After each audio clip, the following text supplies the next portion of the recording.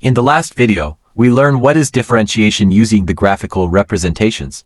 In this video I will derive the differentiation of some basic functions using the method of first principle. So let's start. Differentiation of f x equals to x. Using the definition of differentiation, substituting the values and simplifying the expression, we got the following steps.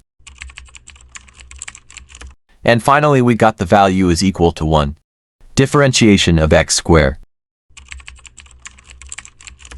Here we have to substitute the function as f(x) is equal to x squared. Expand the square term using the identity and rewrite the equation. Finally, the differentiation of x squared is to x. Differentiation of root x. Rationalize using multiplication of root x plus h plus root x. Here we use the identity to simplify the upper term.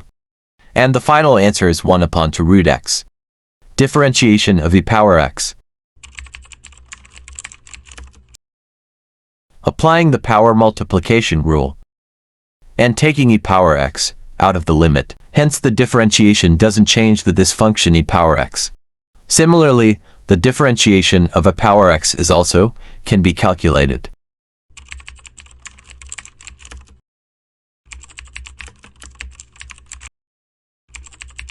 And the answer is a power x ln. Differentiation of ln x. Apply this log identity to solve the numerator and simplify the expression. And we got 1 upon x. Differentiation of sin x. We know sin a plus b is equal to sin a cos b plus cos a sin b. Here we simplified the steps and differentiation of sin x is cos x. Differentiation of cos x. We know cos a plus b equal to cos a cos b minus sin a sin b. And we got the differentiation of cos x is equal to minus sin x. Differentiation of tan x.